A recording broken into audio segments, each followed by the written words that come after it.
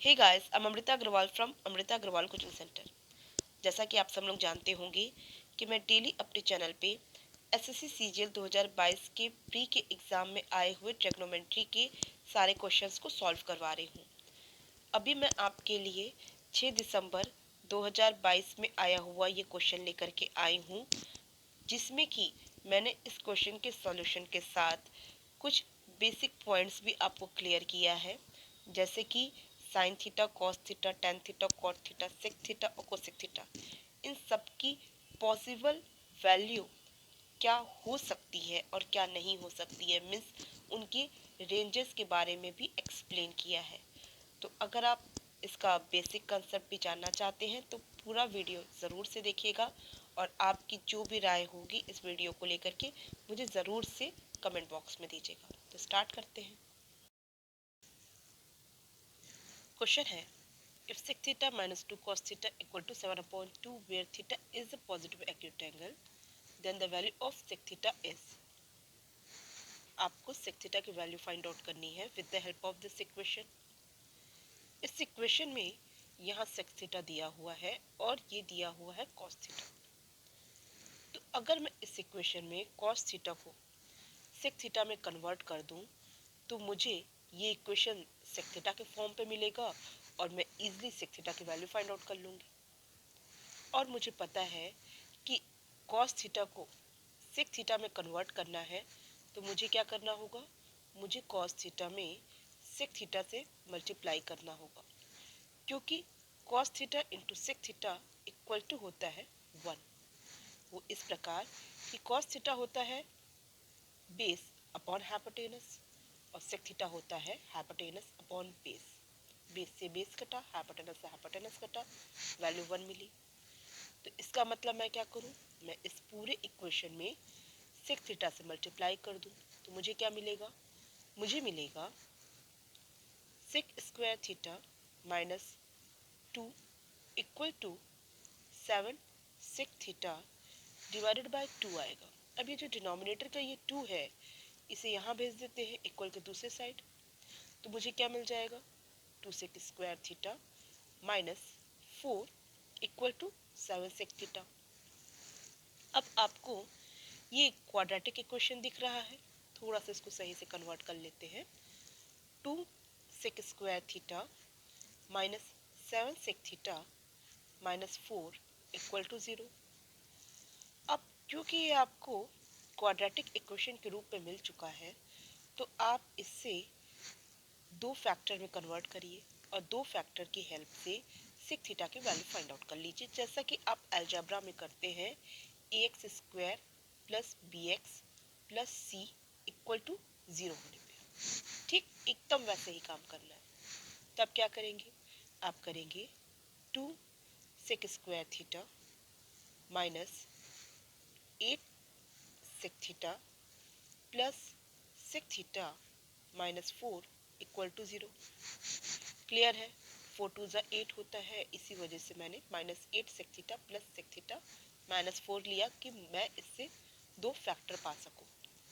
मैं यहाँ पे कॉमन आउट करूँगी 2 sec थीटा, जिससे मुझे मिलेगा sec theta minus 4 plus 1 in the bracket sec theta minus 4 equal to 0। दो फैक्टर मुझे मिल जाएगा, 2 sec थीटा प्लस 1 और दूसरे ब्रैकेट में मिलेगा sec theta minus 4 equal to 0।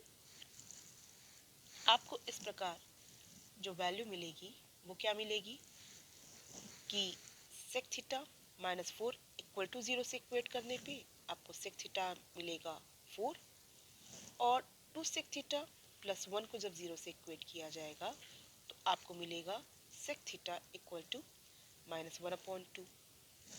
अब आप जान रहे हैं ना कि दो फैक्टर्स है और दोनों फैक्टर्स का जब वैल्यू 0 आ रहा है तो इसका मतलब क्या है, इनमें से ये दोनों ही फैक्टर 0 के इक्वल है, अदरवाइज कोई एक फैक्टर 0 से इक्वल है तभी तो आपको रिजल्ट 0 दे रहा है। इसी वजह से मैंने इन दोनों ही फैक्टर्स को 0 से इक्वेट करके sec थीटा की दो वैल्यू फाइंड आउट की। अब देखिए सेक थीटा की वैल्यू कहना कि -1/2 है, ये पॉसिबल नहीं दिख रहा है। वैसे सेक थीटा की जब वैल्यू आपको 4 मिली और आपके ऑप्शन में फोर्थ ऑप्शन में 4 आंसर दे भी रहा है, तो आप टिक लगा के आगे बढ़ सकते हैं। फिर भी लेकिन अगर आपके अंदर क्यूरियोसिटी है कि सेक थीटा इक्वल टू -1/2 है कि नहीं है, ऑप्शन में नहीं दिया है, इन केस मान लीजिए ऑप्शन में होता तो क्या वो करेक्ट वैल्यू होती, तो उस क्यूरियोसिटी को दूर करने के लिए सबसे पहले मैं आपको बता दूं कि अगर बोल रहा है कि थीटा एक एक्यूट एंगल है, पॉजिटिव एक्यूट एंगल है, तो इसका मतलब ये कहाँ आता है, ये थीटा एंगल आता है फर्स्ट क्वाड्रेंट में। और फर्स्ट क्वाड्रेंट में आपको sine cos tan cot sec cosec सबके थीटा की वैल्यू क्या मिलती है, पॉजिटिव। सबसे पहली बात कि अगर theta angle positive acute angle है तो इसका मतलब ये कभी भी निगेटिव वैल्यू देगा ही नहीं। सबसे पहले तो यहाँ से ही कट गया। दूसरी बात अब सेक थीटा की करते हैं। देखिए सेक थीटा की वैल्यू कभी भी आपको 1/2 मिल ही नहीं सकती है। वो इस वजह से थोड़ा सा मैं इसे रब करती हूँ और थोड़ा सा इस पॉइंट पे आपको डिस्क्राइब करती हूँ, डिटेल में आपको बताती हूँ, जिससे कि आपको रेंजेस क्लियर हो जाए और एग्जाम में जब ऐसे क्वेश्चंस आए तो आप उसे इजीली डील करें। ये क्वेश्चन तो सिंपल है, इजीली आप डील कर लिए हैं, बट फिर भी आपके अंदर अगर रेंजेस जानने की क्यूरियोसिटी है तो आपको थोड़ा और डिटेलिंग पे जाना होगा। देखिए अगर आप sine theta cos theta tan theta cot theta sec theta cosec theta इन सब की पॉसिबल वैल्यू जानना चाहते हैं कि इसकी कौन सी वैल्यू पॉसिबल है और कौन सी वैल्यू पॉसिबल नहीं है, तो आपको इसकी रेंज को जानना होगा। और जनरली जब आप सब लोग रेंज को लर्न कर लेते हैं, जो जनरली सब लोग लर्न करते हैं कि साइन थीटा की रेंज होगी -1 to +1 और कॉस थीटा के लिए भी रेंज होगी -1 to +1। इस तरीके से सब लोग रेंज लर्न रखते हैं, जिसका फ़ायदा भी होता है एग्ज़ाम में। बट आपके जो एग्ज़ाम में कंडीशंस दे दी जाती है, बीच में स्टेटमेंट एज अ कंडीशन के साथ दिया जाता है कि थीटा एंगल यहाँ से यहाँ तक होगा, और उस कंडीशन के आधार पे अगर आपको बताना हो कि अब बताइए कि इसकी कौन सा आंसर सही हो सकता है और कौन सा आंसर सही नहीं हो सकता है, तो आपको थोड़ा सा इसकी बारीक नॉलेज होनी चाहिए। आपको पता होना चाहिए कि जो इसकी रेंज बन रही है वो क्यों बन रही है। इसके लिए आपको बहुत ज़्यादा एक्स्ट्रा एफर्ट नहीं डालना है, बहुत एक्स्ट्रा एफर्ट नहीं डालना है। आपके पास जितनी बेसिक नॉलेज है, मतलब आप सबके पास ये नॉलेज तो है ही ना कि sine cos tan cot sec cosec theta के 0 डिग्री से 90 डिग्री तक की वैल्यू ये होती है, आप सब लोग लर्न रखे होंगे। तो मैं उम्मीद करती हूँ कि आप सबको लर्न है, और नहीं लर्न है तो लर्न कर लीजिए, क्योंकि बहुत ज़रूरी है, इसके बगैर तो ट्रिग्नोमेट्री इम्पॉसिबल है सॉल्व करना। और मैं उम्मीद करती हूँ कि आपने मेरे ट्रिग्नोमेट्री का फर्स्ट पार्ट देख रखा है, जिससे कि आप सबके पास ये बेसिक नॉलेज तो है कि थीटा एंगल यहाँ एक्स एक्सिस से ये पॉजिटिव साइड से शुरू होता है और इस तरीके से आगे बढ़ता है एंगल, ठीक है। और मैं समझ रही हूँ कि आपके पास ये भी बेसिक नॉलेज है कि जब थीटा एंगल 0 से लेकर के 90 डिग्री तक चलता है तो यहाँ पे आपको थीटा एंगल मिलता है फर्स्ट क्वाड्रेंट पे, और फर्स्ट क्वाड्रेंट पे sine cos tan cot sec cosec theta सबकी वैल्यू आपको मिल जाती है पॉजिटिव, जैसा कि आप यहाँ देख रहे हैं। और जब थीटा एंगल आगे बढ़े, मीन्स थोड़ा और बड़ा हो जाए और 90 डिग्री से अबव और 180 डिग्री के बीच में हो, तो ये थीटा एंगल होता है सेकंड क्वाड्रेंट पे, और सेकंड क्वाड्रेंट पे आपको साइन थीटा और कोसेक थीटा की वैल्यू पॉजिटिव मिलती है, बाकी सबकी वैल्यू मिलती है नेगेटिव। और जब थीटा एंगल 180 डिग्री से अबव और 270 डिग्री के बीच में हो, तो यहाँ पे थीटा एंगल बनता है थर्ड क्वाड्रेंट पे, और यहाँ पे आपको टेन थीटा और कॉट थीटा की वैल्यू मिलती है पॉजिटिव और बाकी सबकी मिलती है निगेटिव। अब थीटा एंगल और बड़ा हुआ और 270 डिग्री और 360 डिग्री के बीच में आया, तो यहाँ पे आपको कॉस थीटा और सेक थीटा की वैल्यू पॉजिटिव मिलती है, बाकी सबकी वैल्यू मिलती है निगेटिव। आप सब अभी तक ये चीज़ तो जान चुके हैं कि sine cos tan cot sec cosec कहाँ पॉजिटिव होता है, कहाँ पॉजिटिव वैल्यू देता है और कहाँ निगेटिव वैल्यू देता है, ये तो जान गए हैं। बट कहाँ कितनी पॉजिटिव, मतलब कौन सी वैल्यू पॉजिटिव दे सकता है और कौन सी वैल्यू निगेटिव दे सकता है, ये चीज़ आप नहीं जानते, ठीक है। ये चीज़ को जानने के लिए आपको कुछ नहीं एक्स्ट्रा करना है, आपको ये सारे फॉर्मूले और ये सारे लॉजिक इन दोनों को मर्ज कर देना है, दैट्स इट। बस दोनों लॉजिक को एक साथ आप मिला दीजिए और एक साथ मिला करके सोचना शुरू करिए। कैसे सोचेंगे? जैसे कि आप जब देख रहे हैं कि ये थीटा एंगल 0 से लेकर 90 डिग्री तक आगे बढ़ा है, तो मैं साइन थीटा को पकड़ लेती हूँ। ठीक, साइन थीटा को डिस्क्राइब करते हैं। तो जब एंगल आपका 0 डिग्री से 90 डिग्री तक आगे बढ़ा, तो ये जो वैल्यू है साइन थीटा की, ये क्या हो रही है, 0 से लेकर के आगे बढ़ती जा रही है और बढ़ते बढ़ते कहाँ तक चली गई, 1 तक चली गई। मतलब एंगल आगे बढ़ा है 0 डिग्री से लेकर के 90 डिग्री तक, तो साइन थीटा की भी वैल्यू क्या हो गई है, साइन थीटा की भी वैल्यू हो गई है 0 से लेकर के 1 तक। क्लियर है, दिख रहा है क्लियर सब? और जैसे ही थीटा एंगल 90 डिग्री से अबव होने लगा और इधर आगे बढ़ता जा रहा है, तो आप जान रहे हैं कि सेकंड क्वाड्रेंट में जब 90 प्लस थीटा करते हैं तो ये कॉस थीटा में कन्वर्ट हो जाता है। तो मीन्स अब यहाँ से पूरा आपका फ्लो चलेगा। मीन्स आपको साइन 120 डिग्री की वैल्यू √3/2 मिलती है। फिर आपको इसी तरीके से मिल जाएगा साइन 135 डिग्री की वैल्यू, जो कि हो जाएगा 1/√2। इसी तरीके से फ्लो कहाँ हो रहा है, ये आगे बढ़ता जा रहा है इधर की ओर, क्योंकि सेकेंड क्वाड्रेंट में जब आप साइन 90 प्लस थीटा करते हैं, ये जब साइन 90 प्लस थीटा करते हैं तो वो कॉस थीटा में कन्वर्ट हो जाता है। तो फ्लो कहाँ होता जाता है, 1 से लेके गिरते गिरते गिरते वापस 0 तक आता है। मीन्स जब एंगल 0 से 90 डिग्री तक बढ़ा, तो साइन थीटा की जो वैल्यू है वो 0 से 1 तक बढ़ी, और जैसे ही एंगल 90 डिग्री से 180 डिग्री तक गया, तो ये जो वैल्यू है 1 से लेकर के वापस कहाँ आने शुरू कर दी, 0 से आना शुरू कर दिया। मीन्स 0 से 90 डिग्री तक 1 और 1 से 180 डिग्री तक वापस 0, मतलब 0 से 1, 1 से 0 ऐसे आया। अब ये सारे ही चीज़ों में देखिए कि फर्स्ट और सेकंड क्वाड्रेंट में साइन थीटा की वैल्यू तो पॉजिटिव होती है, तो आपको पॉजिटिव वैल्यू भी दिया। ठीक है, और ये दोनों ही क्वाड्रेंट में आपको साइन थीटा के लिए तो चलिए पॉजिटिव मिल गया, लेकिन अब बाकी का एंगल आगे बढ़ेगा तो क्या होगा, थर्ड और फोर्थ क्वाड्रेंट पे जाएगा। अब थीटा एंगल जब थर्ड और फोर्थ क्वाड्रेंट पे जाएगा तो आपको क्या देगा वैल्यू, निगेटिव वैल्यू देगा। और निगेटिव कैसे वैल्यू देगा, दिखाते हैं अभी आपको। देखिए, सबसे पहले तो आप एक चीज़ दिमाग में बैठाइए कि जब 0 से लेकर के 180 डिग्री तक में गया है साइन थीटा, तो सबसे पहले वैल्यू 0 से 1 गई, 1 से फिर वापस 0 पे आई। अब साइन मैं 180 डिग्री से लेकर के 360 डिग्री तक का रोटेशन के अकॉर्डिंग इसकी वैल्यू को समझती हूँ कि ये कहाँ जा रहा है। तो देखिए ये वापस 0 से क्या करेगा, अब निगेटिव जाना शुरू करेगा। अब निगेटिव जाते जाते ये कहाँ तक जाएगा, ये -1 तक जाएगा। जब आप इसके फॉर्मूले को अप्लाई करेंगे, साइन 180 प्लस थीटा करेंगे, तो यहाँ पे आपको क्या मिल जाएगा, साइन 180 प्लस थीटा करेंगे जो कि साइन थीटा के रूप में ही बनेगा, और आपको क्योंकि थर्ड क्वाड्रेंट में आएगी वैल्यू तो फिर माइनस के रूप में मिलेगी। ठीक, तो माइनस के रूप में क्या मिलेगी, यही जो वैल्यू आप देख रहे हैं ना 0 से लेकर के ये 1 तक, यही सारी वैल्यू आपको अब माइनस के रूप में मिलना शुरू हो जाएगी। और ये माइनस के रूप में मिलते मिलते कहाँ तक फाइनल आ जाएगी, जब 270 तक में आएगी ना, तो ये -1 पे आकर के रुक जाएगी। तो मीन्स जब 180 डिग्री से 270 डिग्री तक गया थीटा एंगल, तो यहाँ पे आपको क्या मिला है, आपको मिला है 0 से लेकर के -1। ठीक, इसकी ये रेंज थी।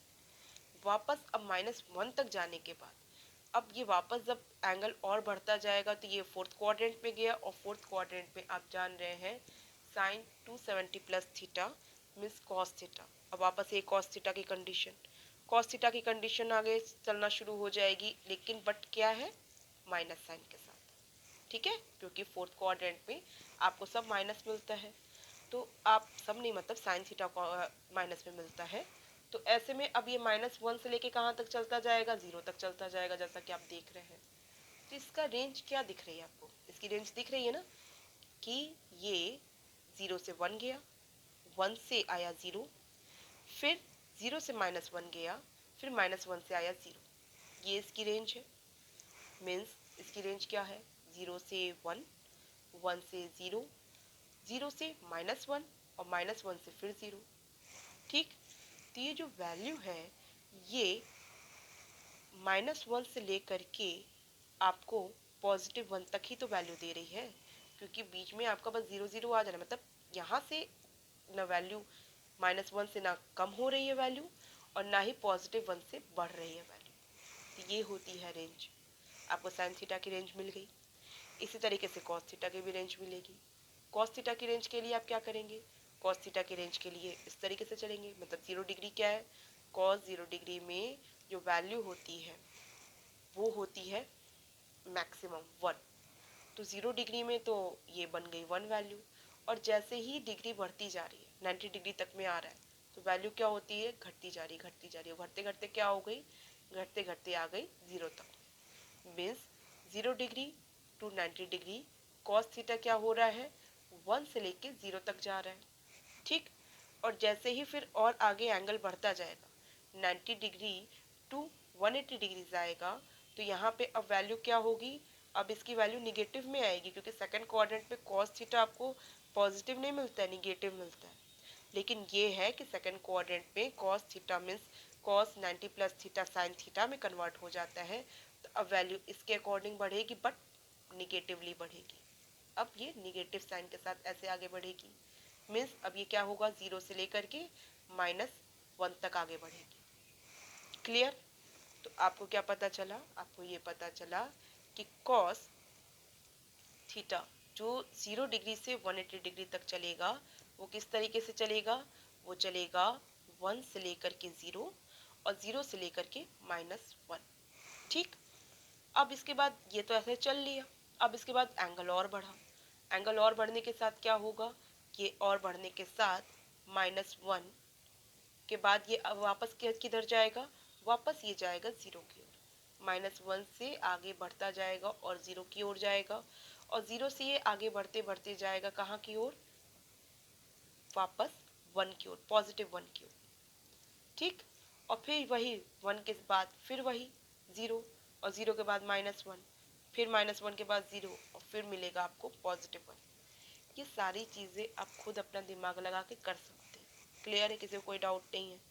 मैंने क्या किया है, मैंने बस इसकी जो अपनी वैल्यू ऑलरेडी जो रन रखी है ना, और यहाँ पे आप लॉजिक ऑलरेडी जानते हैं क्वाड्रेंट का, कि फर्स्ट सेकंड थर्ड क्वाड्रेंट और फोर्थ क्वाड्रेंट पे क्या पॉजिटिव है और क्या निगेटिव है, उन सबको ले करके इन दोनों को मर्ज किया, और मर्ज करके इसकी वैल्यू का जो मैक्सिमम और मिनिमम वो सारी कंडीशंस पता कर लिए।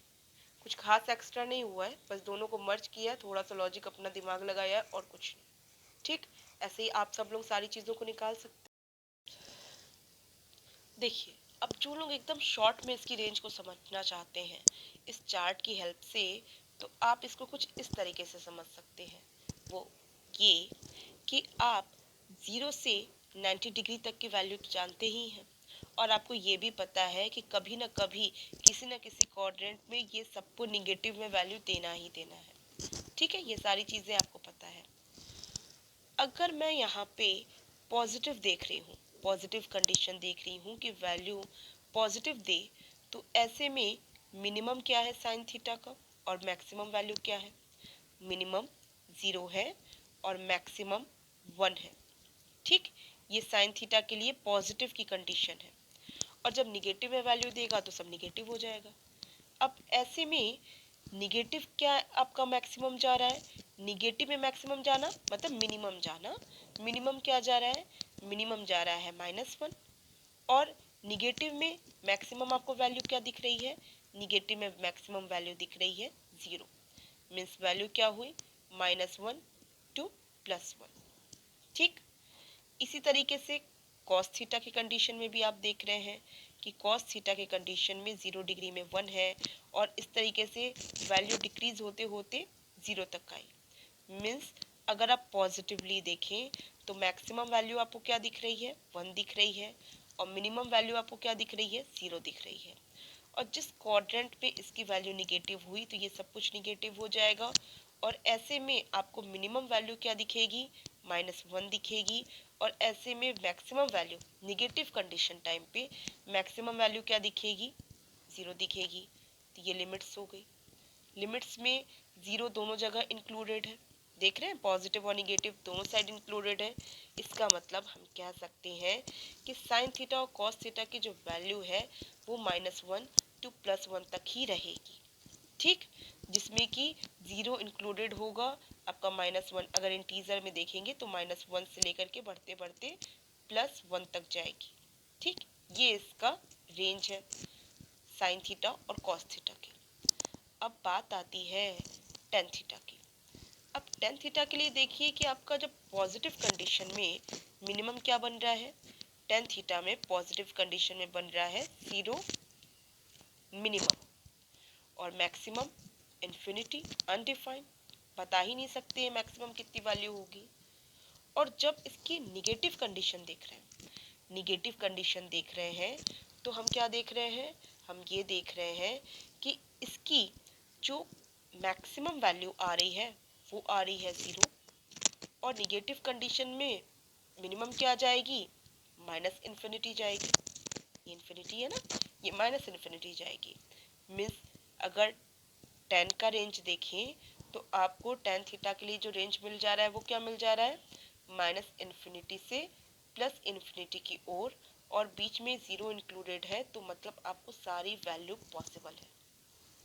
यही कॉट थीटा के साथ भी कंडीशन है।